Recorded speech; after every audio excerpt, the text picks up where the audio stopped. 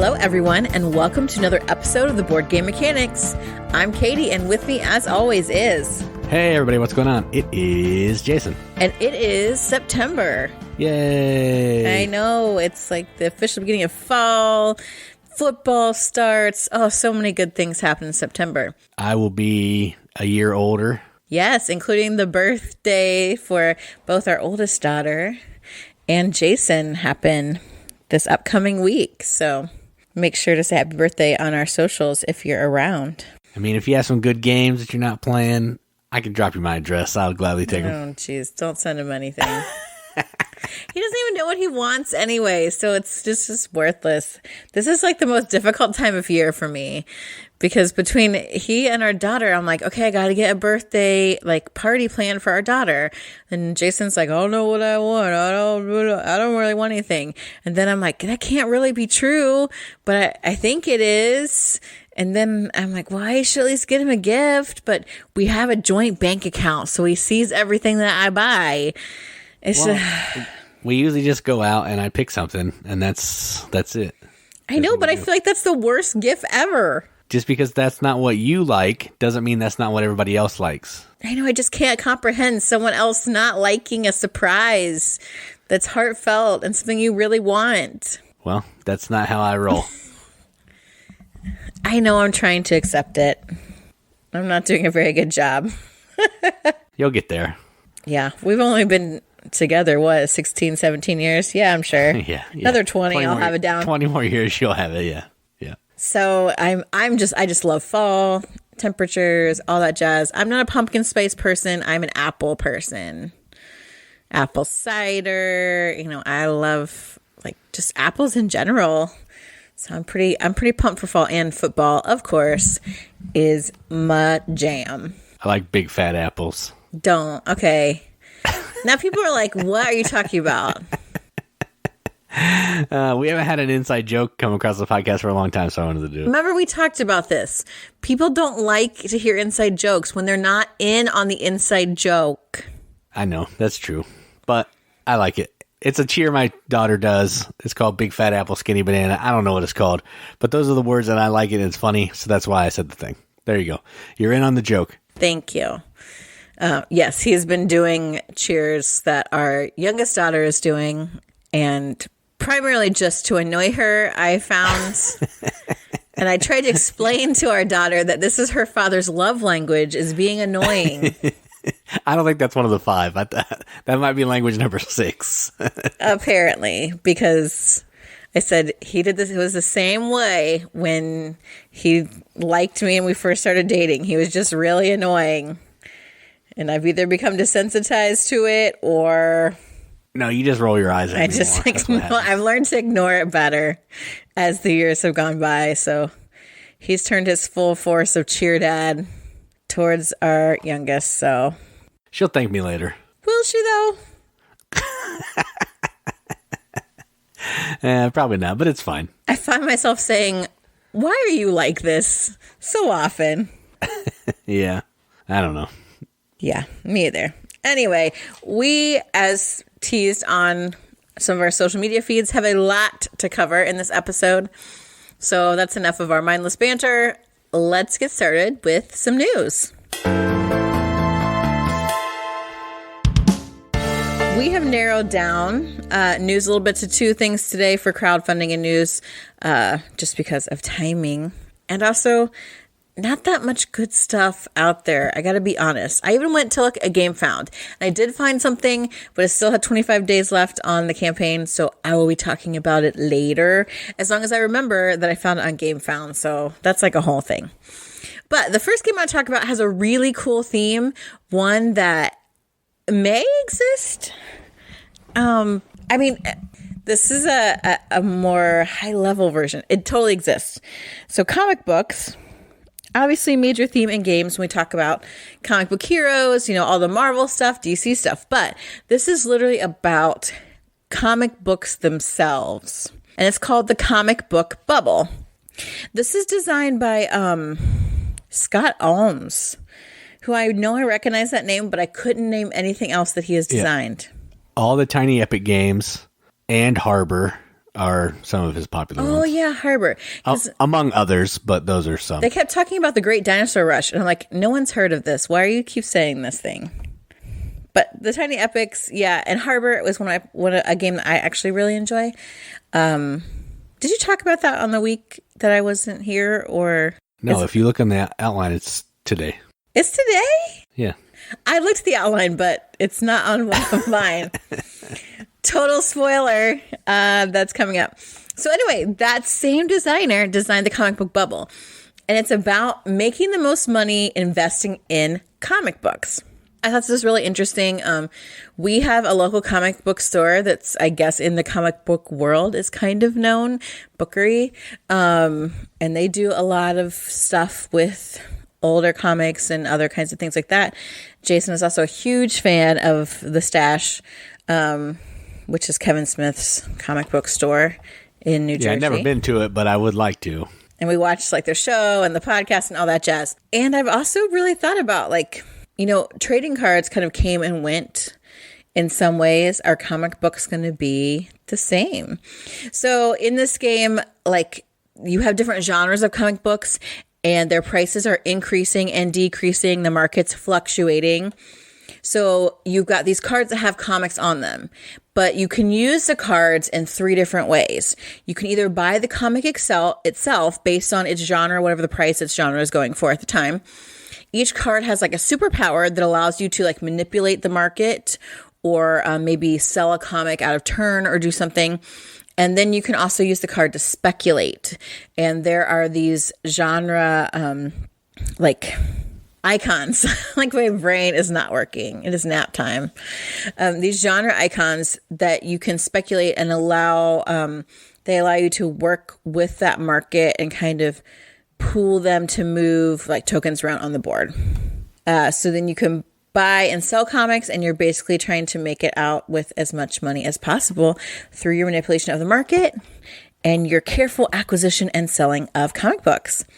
It looks pretty straightforward as far as, mechanics go, not a ton to do, but I love that the theme, it's got the comic book artwork on the cards and even stuff in POW and POP, on certain, as for comic book names and things.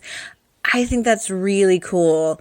Just this really neat pop art look to it and a fun theme in what seems like, a pretty fun to play game. So if you like comic books, if you like, kind of that market manipulation type game, buying, selling, there's several that are like that in different varieties. There's 11 days left on this Kickstarter. And what I think is even better is this game is only $20. Whoa, I'm super into this. Really, I am. I'm into this. The theme's cool. I like economic games. Sounds amazing. Yeah, and it's in your price range. Can you believe that? I don't believe it, actually. That's crazy. You're probably not going to back it, but I think you should. I don't know. That's a super good price, and I do like Scott Holmes stuff. So yeah. We'll see. Looks fun. All right, so that's the first one. The second one, at first I was confused because I'm I feel like I totally talked about this. But it's another game with a similar name. And this game is called Trailblazers, not to be confused with Trailblazer by John C. Muir. This is Trailblazers. This is from Bitewing Games, which is a company run by 2 dentists. And I think that's hilarious that they would name it Bitewing Games because I actually have heard of a Bitewing X-Ray. That is really funny. I think I've actually played a game from that company before. I know. It says there's 2 created. It sounds familiar. And usually they tell me, but let me find it. Because I thought, that's such a cute name. Criminal Capers, Renner Knizia, a couple other his little games. I don't know. Anyway, the one we're talking about is Trailblazers, and this is an outdoor adventure game, they call it, which it's got some cool stuff, some really cool components here, and I like the idea behind it. So on your turn, you're going to draft and arrange these trail cards, and there are different kinds of trails. There are hiking trails, there are biking trails, and there are kayaking loops.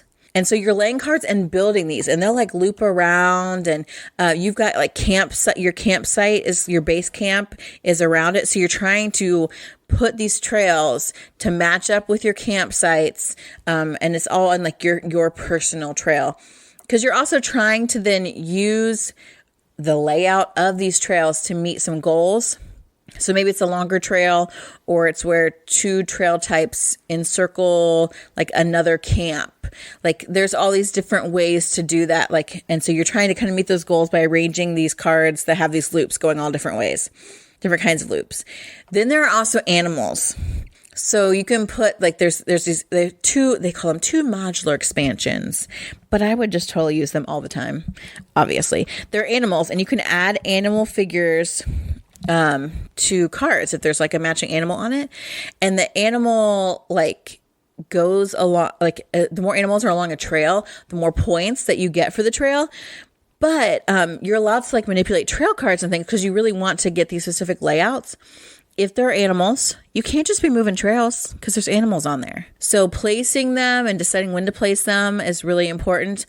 You're also, you've got a little traveling hiker, biker, kayaker. Is that the word? I don't know. Your little outdoorsy person is going on these trails. And so you want to keep ahead of them and get them on these long, exciting little trails. It's really, oh my gosh. And the animals and the little kayaker, hikers, they're wooden meeples, people. You know how I feel about the shaped wooden meeples. Oh, there's even these little like wooden little like campfires. It's like two little logs with the flame on top. Oh my gosh, it's so cute. I love it so much. There's also, if you are a solo player, 3, not 1, not 2, but 3 solo modes that you can play, which I think is really cool. Like the standard mode, you're like fulfilling goals. There's like an adventure mode where you're trying to stay ahead of these like traveling figures, or like you got all these cards and you're just trying to get this big loop extension animal scoring kind of thing. So that, I think that's really awesome. They've thought about how to really get solo players into it. I like the idea. I like these fun games. I'm a big fan of, parks and stuff like that. And this has that look of it, but with, very different kinds of gameplay, but still cute wooden meeples. So if you're interested in any of that, the outdoors, check out Trailblazers. There's 13 days left on this campaign. And what's interesting is one of the pledge levels is called a travel pledge level. And you get the game and it comes in this really cool, like carrying case.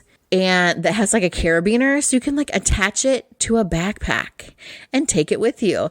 And the cards are waterproof. It's super cool. Like what?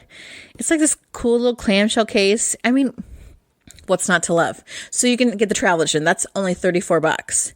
If you want the standard edition, it's $49. But that also includes 186 wood figures. The art is cute. It's like simple.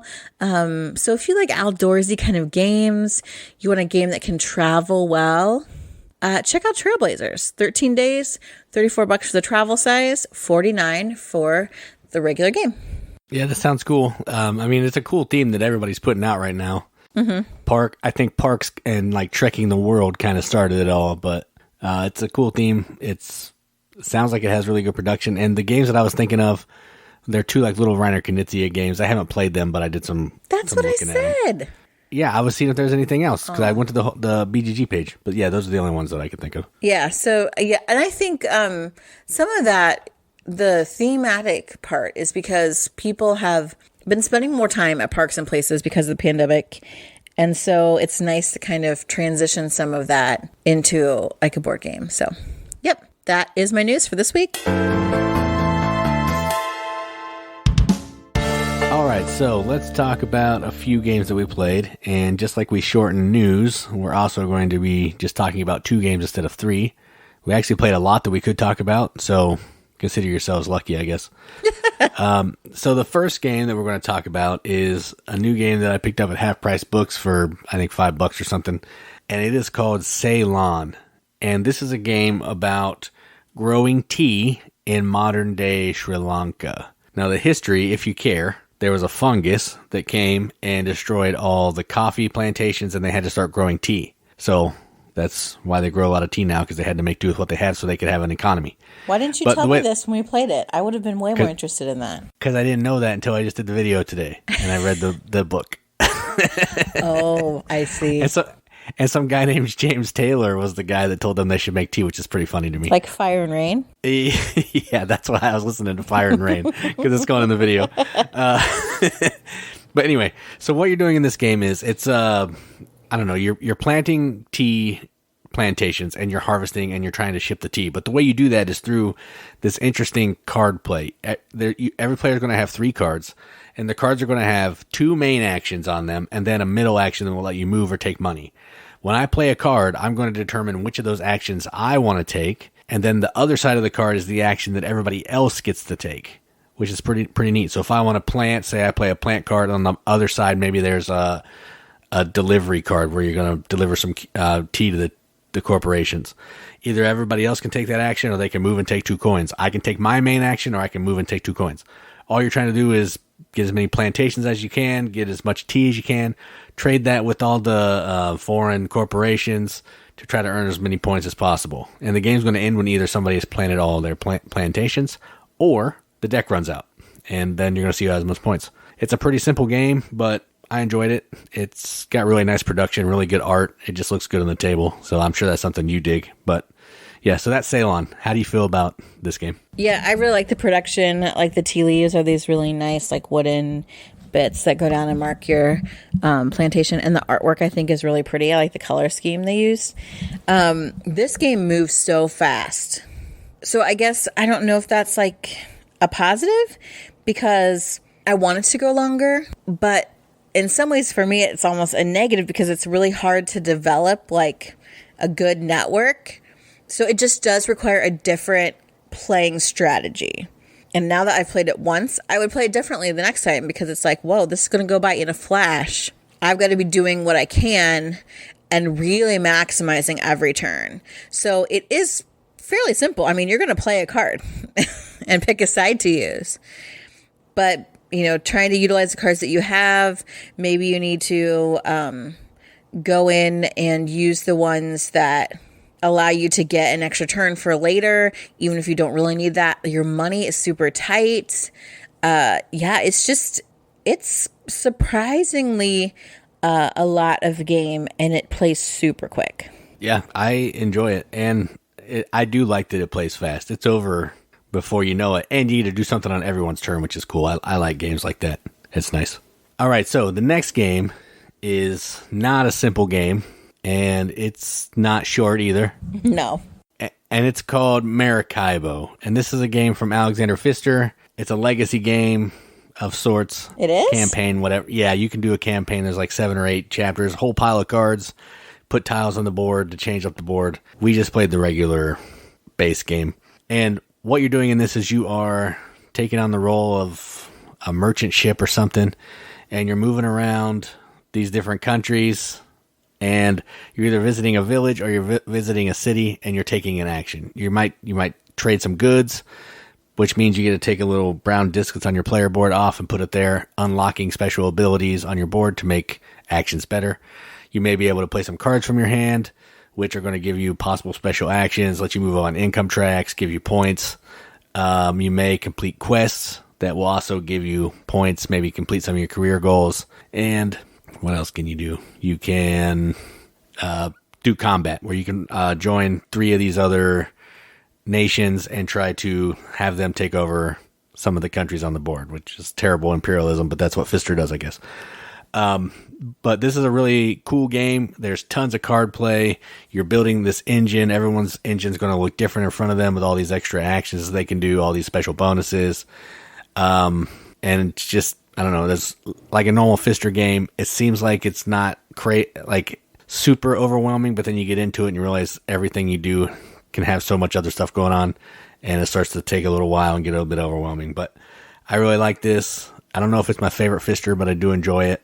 And I would be willing to play it again to see if I could do something different. So, how do you feel about Maracaibo? I liked it. One thing, so Boone Lake we played last week, that is also a Pfister game, right? Yes, that's correct. Okay, so my issue with Pfister games is or Pfister, however you want to say his name, there seems to be like kind of a big learning curve at the beginning.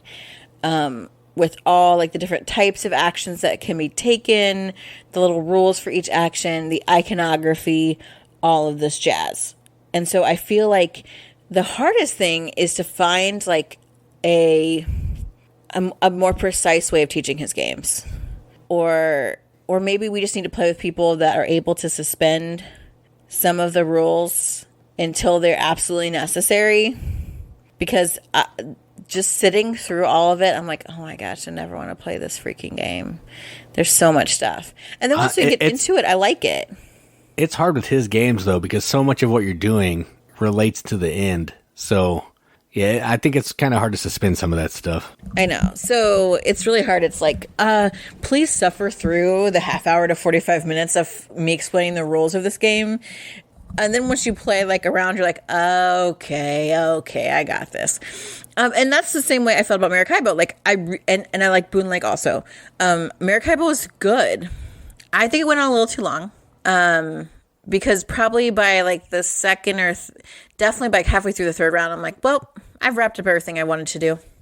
Like I honestly felt like I had done everything I wanted to do, which generally is not a good sign for me in games, even though I just said I was upset about it in Ceylon, but you know how I am. I don't follow the rules. I like that again, this is a game where you can kind of do your thing to get points. And however that works out for you, just you go for it. And I really enjoy that. Having like your own little kind of like captain or admiralty card that you're following. So you're kind of working on some of your own goals. Like Amy we were playing with her and she was really moving really far in the Explorer track and I wanted to, but I was like, well, like I've got some bonuses for quests and maybe I'm just going to like run with that. And so like you're kind of doing that, jockeying for a position, who's going to get there first. Is there going to be a space for me? Clearing off your board in different ways that you can, being able to afford cards. And like, I would get cards. I'm like, yes, cards, great.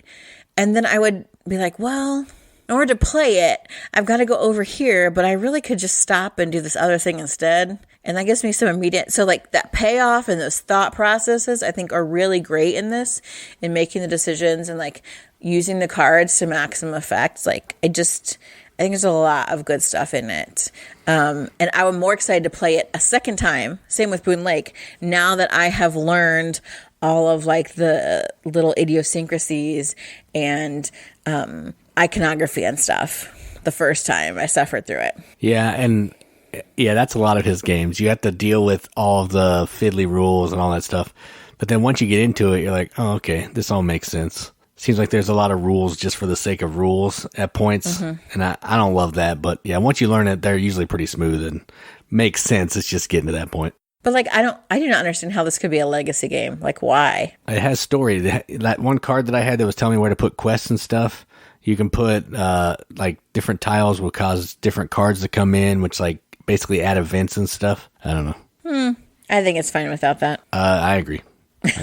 Which is something I never thought I would say either, actually. Yeah, I mean, there are some you can just add tiles just to change it up, but you can do without the story, and that's probably what I'll do. I'm sure. All right, so those are the games we played.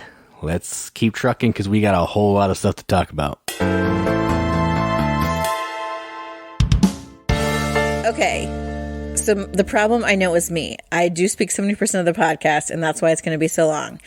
I'm going to try to do better, but we've got another shelf, and our last shelf for a little bit here, because we're going to try to break it up, do something different next week. We'll be on vacation, and then it's just like a hop, skip, and a jump, and we're already at the top 100 almost of the year.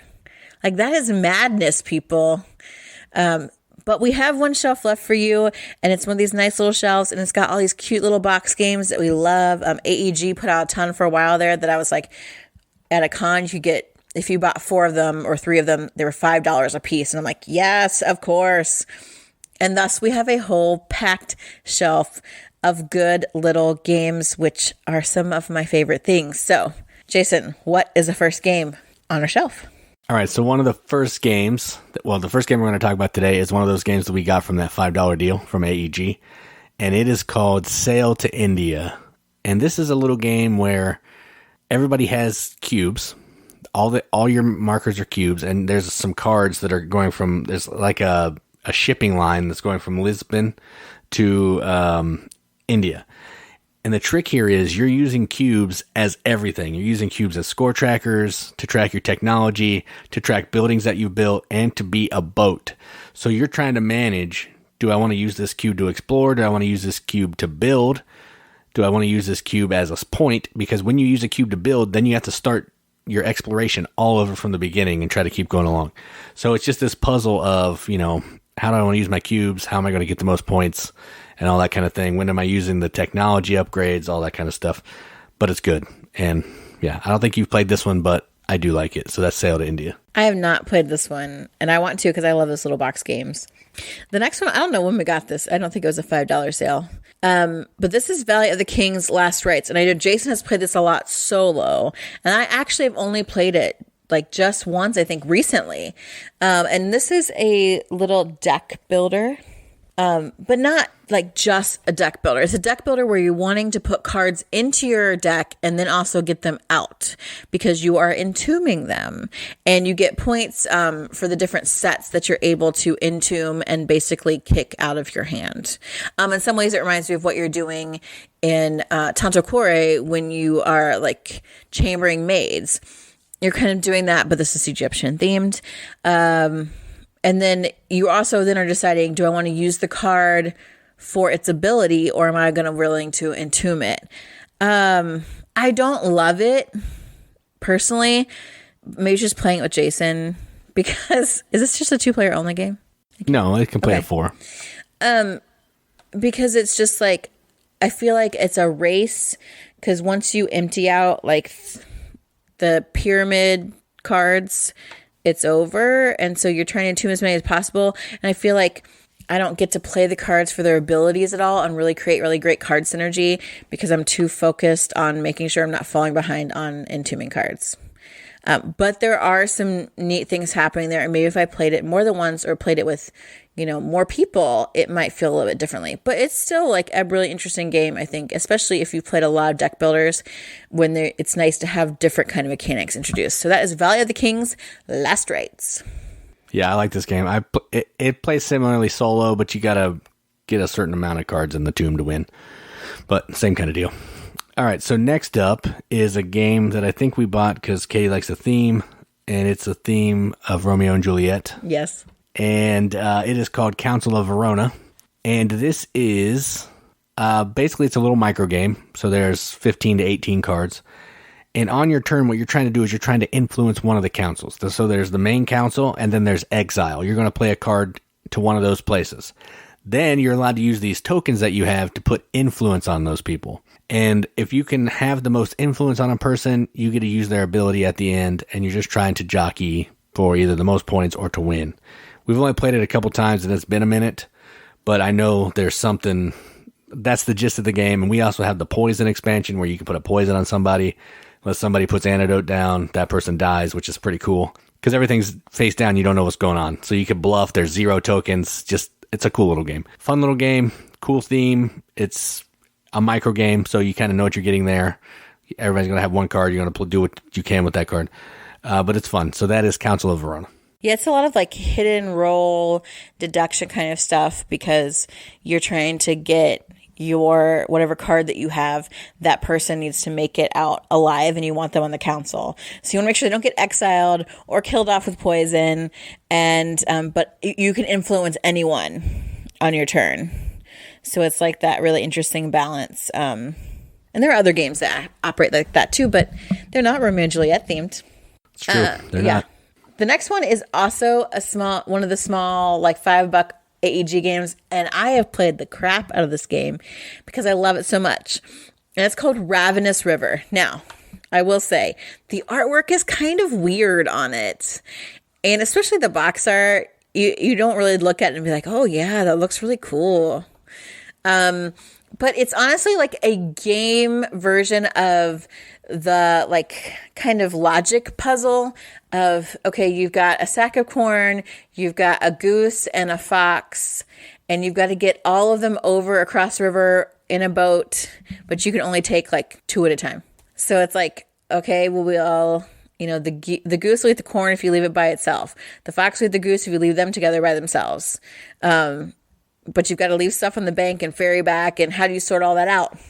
Ravenous River is like that. So everyone gets a role as one of these animals, and they're in like a chain. I don't want to say it's like rock, paper, scissors. It's kind of like rock, paper, scissors, lizard, Spock.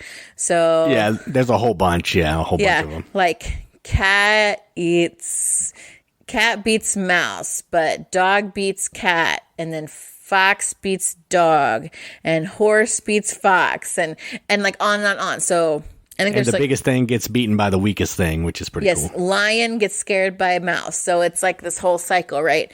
And then you've got these 2 boats, and you're trying to place animals in the boats from one side of the bank to get to the other side of the bank. And you score points by ending up on the other side of the bank. But you have to make sure you're not in a boat with something that's going to eat you, that you don't end up on the other bank with something that's going to eat you. And you can get extra points if you eat like other ones that are lower in your food chain. So you're arranging, but again, no one knows exactly what your role is. So because you can influence any of the animals. And then you've got a couple specialty like cards that can allow you to maybe empty a boat or swap what's in a boat or get rid of one boat entirely. So those kind of throw a little different like wrench into it. So it plays super quick. And once you play it once, you're like, oh, I get it. Let's do it again. Because you end up being a different animal each time and kind of working out that logic puzzle is super fun. And so that's Ravenous River. Yeah, I don't know if it's the art or why this game doesn't get any love, but it is a good game. It should. It needs more love. It's awesome. It is awesome. All right, so next up is a game that Katie spoiled earlier from Scott Ohms, and it is called Harbour. This is effectively, if you've ever played the game Le Havre, this is a smaller box version of that. And what that means is you're basically moving your little character around to these different buildings and using that building. Each of the buildings are going to give you special powers, special thing you can do. And ultimately what you're trying to do is buy and sell goods to earn money to make it easier to build a certain amount of buildings. Because that's how the game is going to end. You want to have enough buildings built that you trigger the end of the game. And then whoever has the most points after all that is the winner. There's cool player abilities. Everybody has asymmetric powers, tons of cards. Just fun. And if you've played Le Havre, this will feel very familiar. If you haven't, if you play this, then you'll go play Le Havre and it'll feel familiar. But Harbour, fun game. We played it a ton, and definitely one that will stay on our shelf for a while. So there you go. Yeah, I would always choose Harbour over Le Havre just because the setup is so much easier.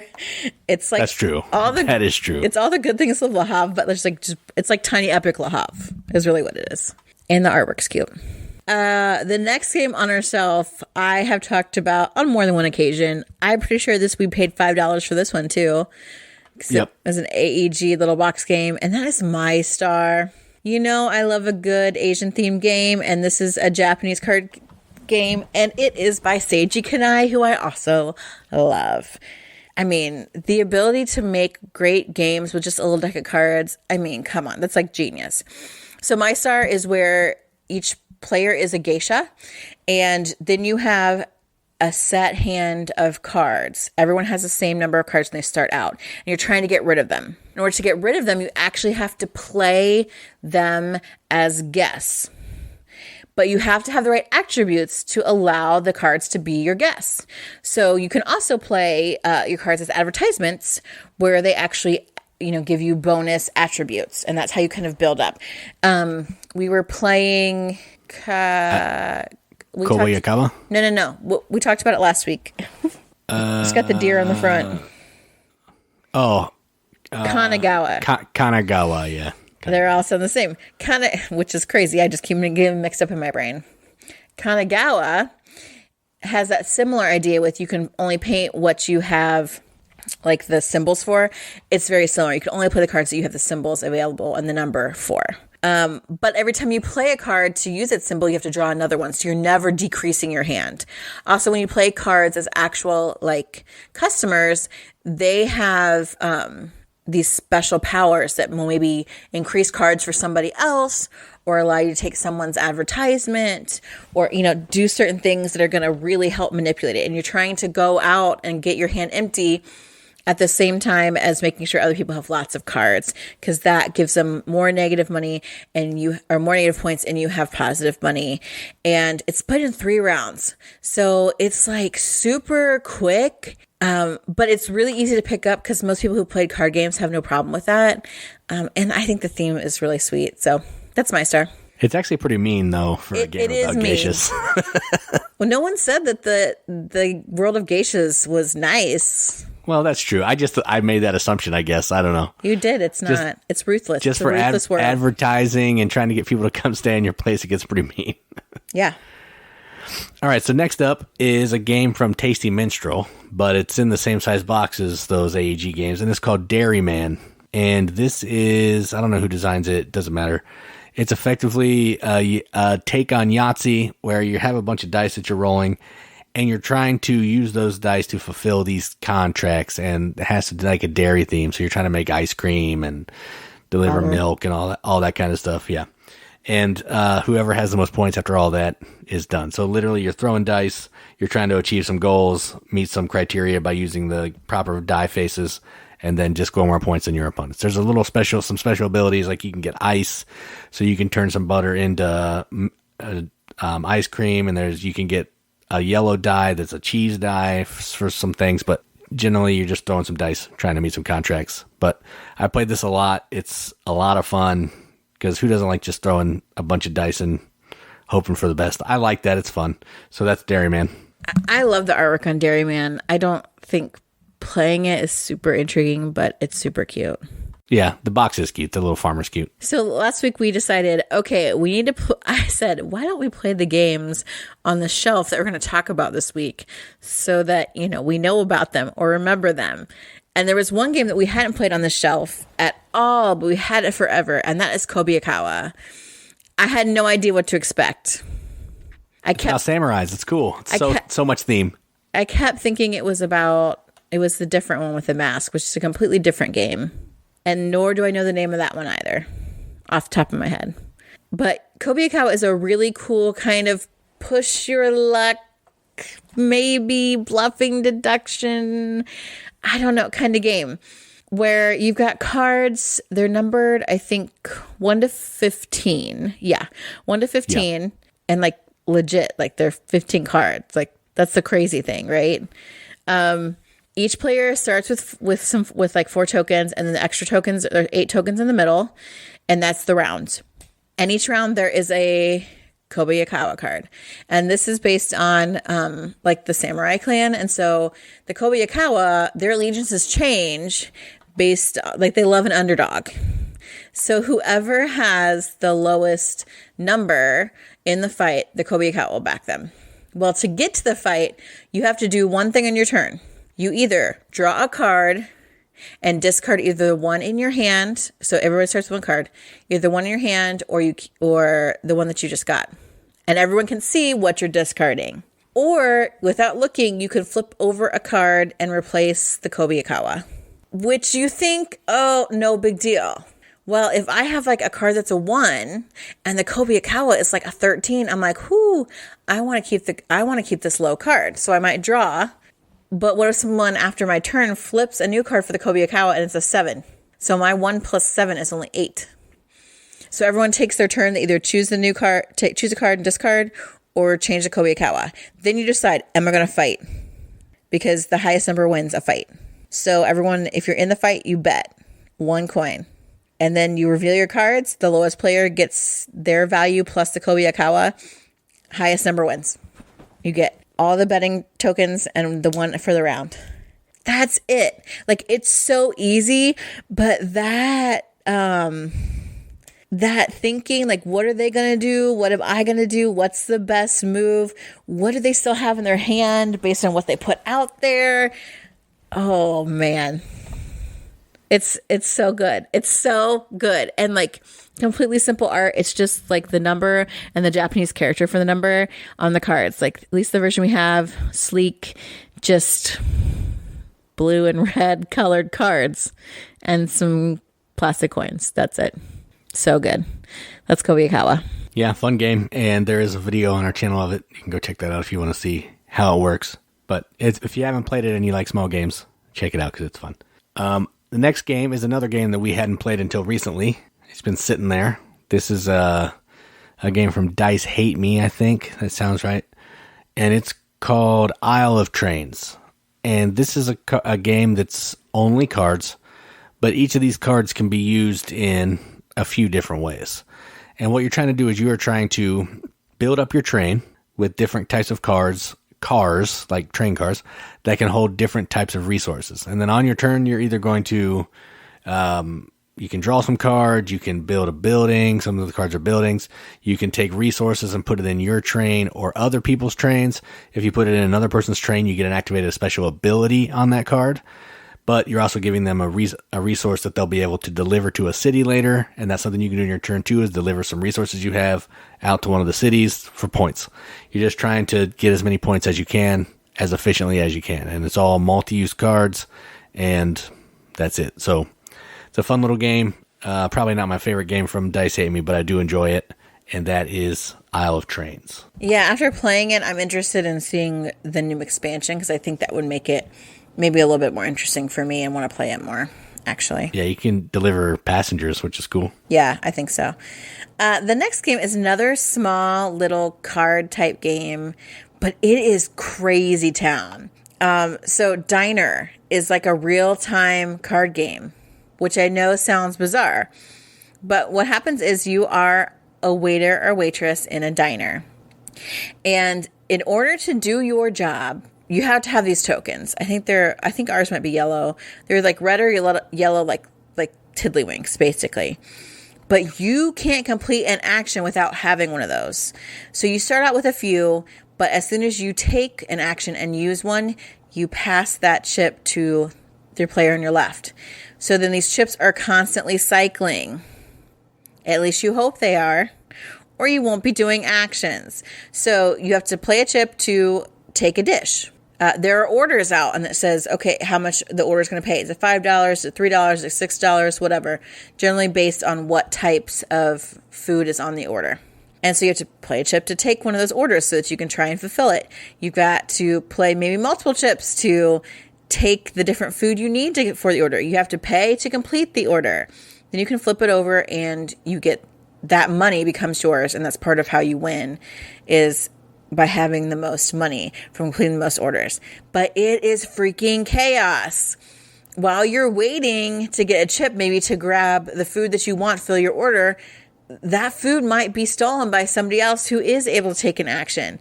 Like, it is just, it's chaos. Like, it really is. But it is pretty fun. I think kids would like this too, because it is a very simple game. And then they can use simple math to add up the money that they made from their orders. Like, it's a fun little game, and that's Diner. Yeah, it is fun. Another fun game from Dice Hate Me, which Diner was as well. This one's called Pie Factory, and this is a game, wait for it, all about making pies. Yep. No. Hence the name. And the way that you're doing that is you are drafting cards from the center of the table. I haven't played this for a while, so I'm going off memory and looking at some pictures. You're drafting cards from the center of the table, and you're trying to build pies, and you need to have a crust at the bottom. Then you need certain kinds of fillings, and then you may put something on top, maybe a topping as well, and then you can put it in a box for extra points. The trick here is every pie that you make takes a certain amount of time to make, and that is tracked by some other cards. It's like how many rounds you have to build this pie. So you're trying to gather these ingredients, all the while adhering to the time and all that stuff, to try to score points. And there's also some like higher up manager people that are looking for certain kinds of pies to be made. You get extra points, and that's it. It's a little card game about making pies, and it's fun. So that is Pie Factory. Yeah, it's like a shorter like card version of like Pie Town. I think that's the game we played. Yeah. Oh yeah, the one where you like get ingredients from the tree and all that stuff. Yeah. Yes, that is correct. Yeah, but it is fun and it's cute. I mean, why wouldn't you want a game about making pies? Another game that sounds cute and looks cute is called Christmas Lights. I think we got sent this like as a review from the designer or something. We did, and we still put the Christmas ornament on our tree, the little reindeer. We do. Reindeer. And this is cute. looking, it has like the old school, like big bulbs on these cards that you're playing. It's basically like Hanabi with a Christmas theme. So instead of holding fireworks, I'm holding these Christmas light bulbs, but I don't know what they are. And there's different shapes of Christmas lights. There's different colors of lights. And you're trying to, like, you can swap, or you can play the cards down. You can trade them. You can draw new ones to try to complete, like, 2 of these strings of a particular pattern of Christmas lights. I just don't know why I can't stand that, because these kinds of games, because there are several of them. I just don't like it. But I know lots of other people do, and it is like a super cute, like there aren't that many like cute and somewhat interesting games that are Christmas themed. And so I think this one is worth a shot. So that's Christmas Lights. Yeah, it is a lot cuter than the gameplay. I agree with you. But if someone wanted to play a Christmas themed game, this would be one that I would bring out, because they'd probably like it more than we do. Yeah. All right, so next up is a really funky game. It's from Japanime. I played it with our friend Brandon a couple times. I did a video. I just looked it back up, and I have no idea what's going on in this game. So bear with me. You can go watch the video if you want to see actually how it works. But this game is called The Terrifying Girl Disorder. And this is, in all intents and purposes, a drafting game where you're trying to draft these cards of these different types of girls, like different named girls. And the way the game works is, at the end of the game, if you have more of a certain type of a girl than your opponents, you become that girl. So like these girls have split personalities, basically, is the theme. And then you get points based on how that person scores.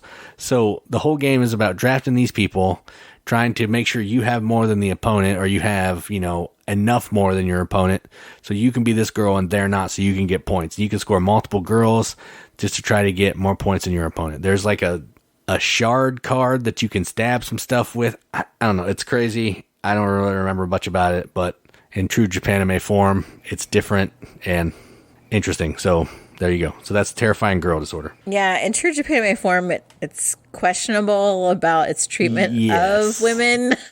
Correct. Yeah. I'm like, should I support this? I don't know.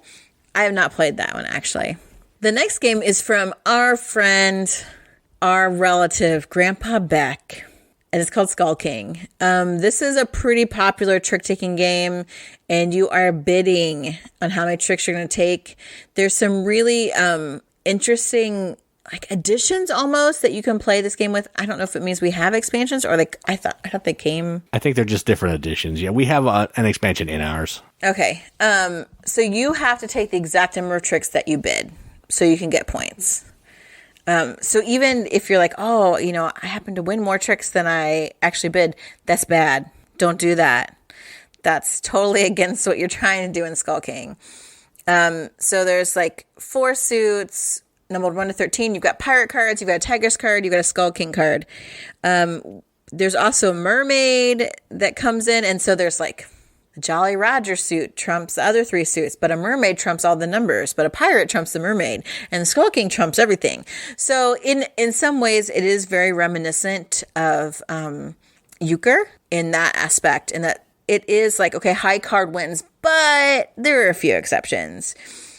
So for us, this has been a game that a lot of people that we know we've introduced to, and they really like, who don't play a lot of games, because we're from the Midwest and nearly everybody plays euchre or spades or some other form of trick-taking bidding kind of game. So this works really well with that. It has really cool artwork as well, and who doesn't love a good pirate theme? So that's Skull King. All right, so I'm going to do the next 2 because they're games that I've played that Katie hasn't, so just easier that way. And the next one is another Hanabi-style game where you're holding cards out so your opponents can see and you can't see. And it is called Mini Diver City. Now, I've only played this as solo, but it basically functions like a 2-handed game, except you can't see your opponent's cards either. So all the cards are face down, so you have no idea what's going on. You have to take actions to see cards. And what you're trying to do in this is you are trying to save wildlife or sea life, I guess, from the hotels that are trying to come in and build on the beach. They need to when they build, they're going to start collecting the sea life and selling them in like their tchotchke stores. And you're trying to keep these sea life from going extinct. So that's the goal of the game. And that means you're playing like tug of war with these cards in the table. If it goes too far to the left, they go extinct. If you can get them over to the right, they're safe. They won't go extinct and you score some points. It's an interesting little card game. I wouldn't play this at more than solo, I think, because I hate that Hanabi mechanism and it works fine as solo. But if you're into the theme, you like that Hanabi stuff, this might be a game for you to check out. So Mini Diver City is that one. That's a punny title. Yeah, it is punny. Yeah, I tried to just overlook it, but... So the last game on this shelf is not a small box game. It's actually a really big, nice wooden box with the name etched in the top, and it's called Equity. Now, I don't know who knows about this game. This might be like one of the only copies in America. I've never seen anybody talk about it. I don't even know how I got it. It got sent for review, I think. And this is all this game is an auction game. Each round you're going to go and you're trying to auction things and sell them for as much money as you can. The goal of the game is you're trying to be the first player to buy a yacht and end with $50,000. So you're trying to buy things, sell them back for more money, get your yacht, and have 50 grand. There's bull markets, there's bear markets, so some of the things are going to be less valuable when it comes to sell them. Some are going to have a better value. Again, I haven't played it for a really long time, but it has really nice production, really nice bits, cool and clean art, nice box. Just, I'm not always into just a 100% auction game and bidding game, but this is a decent one if you're into it. So that is Equity. Yeah, the box always intrigued me, but I have never played it. Yeah, you probably wouldn't like it. I can't believe we did this already. I would have felt like we were cooking. I'm like, oh my gosh, this is going to be a really long episode. But we made it to the end of the shelf. So any surprises? Anything you're interested in? Do you like small box games like I do? Because they are one of my big draws. If you can make a small box game have rich decisions and really interesting gameplay in a little tiny space, that's amazing. I think that's genius. So what do you think? You liking these games? New games? Tell us. Find us on Facebook. Hashtag the Riveted, our Facebook group. We've got a Discord chat as well. We've got YouTube. We've got Instagram. We've got Twitter. All those things so that we can talk about great games. You guys have been like giving great feedback about different things to play and what you think and what you found. And I absolutely love that. If you have games that you think I should buy Jason for his birthday on the 7th, please weigh in as well. Because I have no clue. Yeah. Yeah. Thanks for being cool. Everybody's cool. Riveted's awesome. We appreciate all of you guys. And like I said up at the top, if you have games that you don't want, I know a guy that's having a birthday. So there you go. Oh, jeez. Why? Like, I want you to say, like, I don't know. I don't know what I need you to say at the end, but we're still working on it, I think. We'll get there. Another 20 years, we'll get there. Because every time you say something, and I'm like, why did I like pause there for you to speak also? Yeah, I mean, people expect it now. I mean, they should be used to it. I mean, I don't want to start scripting what we do, but maybe we should a little bit. Yeah, so next time I come on and you hear me talking like this because Katie gave me a script, you will know why. It would just be easier just to not let you talk, but... I'll just nod. How do you feel about that? It doesn't really work in an audio-only medium. That's true. All right, we had a lot today, so I hope that you enjoy this. Here in the States, it's Labor Day weekend, so maybe you can get some listens in and hopefully some games. We want to see and hear about them. So I've been Katie. And I'm Jason.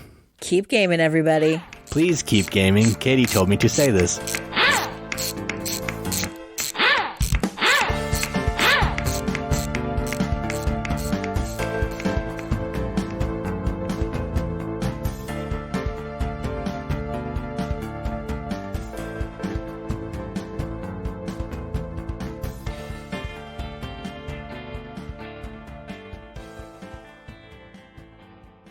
What is going to happen after this show is over? I can't say because then there will be like a record that could be brought up later and incriminate me. Why are you like this?